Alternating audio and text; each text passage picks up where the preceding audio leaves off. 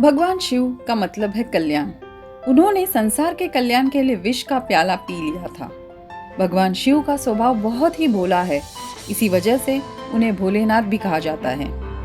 उनके व्यक्तित्व से आप जीवन की कई बड़ी बातें सीख सकते हैं और जिंदगी को बेहतर बना सकते हैं। तनाव को दूर करने के लिए ध्यान करें। भगवान शिव पूरी सृष्टि का संचालन करते हैं, लेकिन फिर भी वे अधिकतर ध्यान मुद्रा में ही रहते हैं।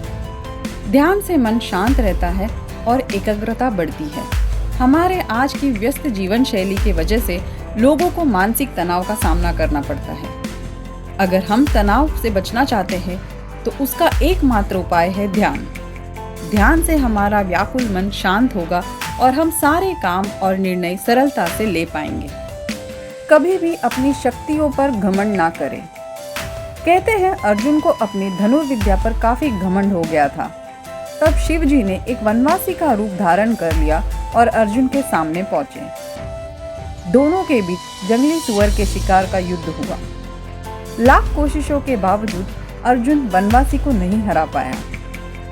बाद में जब अर्जुन की आंखों से घमंड का पर्दा हट गया और जब उसने माफी मांगी, तब शिव जी ने उसे अपने असली रूप में दर्शन दिए और प्रसन्न होकर अर्जुन को दिव्य अस्त्र भी दिए। इसीलिए दोस्तों, अगर हमारे पास भी कोई योग्यता है तो उस पर हमें कभी भी घमंड या अहंकार नहीं करना चाहिए। महिलाओं का सम्मान करें और उनके साथ समान व्यवहार करें। शिव जी अपनी अर्धांगिनी पार्वती को अपने समान मानते हैं।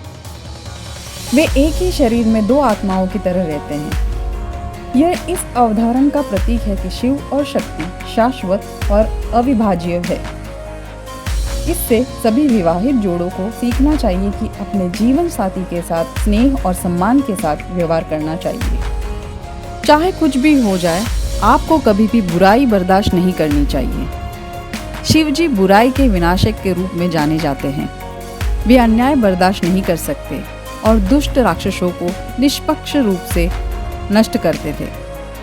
इसी तरह हमें भी अपने आसपास हो रही बुराई के खिलाफ हमेशा निडर होकर स्टैंड लेना चाहिए और आवाज उठाना चाहिए। अपनी इच्छाओं को जुनून का रूप न लेने दें। शिव जी सभी इच्छाओं से मुक्त थे। उन्हें कभी भी चीजों का मोह नहीं था। यह एक सच्चाई है कि इच्छाएं हमेशा जुनून का रूप ले लेती है और जुनून हमें विनाश की ओर ले जाता है। इसलिए दोस्तों, हमेशा अपने इच्छाओं को नियंत्रित करना सीखिए, वरना ये हमें आत्मविनाशकारी बना देगा। दिल और दिमाग पर काबू करने वाला व्यक्ति ही सफल होता है। इस दुनिया में सब कुछ अस्थायी है। महायोगी मोह माया के चक्कर में नहीं पड़ते। उन्हें पता है कि जीवन क्षणभंगुर है। जो आज होता है वह हमेशा के लिए नहीं रहने वाला। समय बदलता है और हम भी। सरलता से नकारात्मकता को दूर रखना सीखिए। शिव जी को विष सेवन करने के कारण नीलकंठ भी कहा जाता है। शिव जी ने जहर को भी अपने कंठ में दबाए रखा। यह हमें सिखाता है कि नकारात्मकता को अपने भीतर न उतरने दे, उसके बजाय हमेशा सकारात्मक पर ध्यान देना चाहिए। दोस्तों, आज की वीडियो में बस इतना ही। मिलते हैं बहुत जल्द एक नई वीडियो के साथ।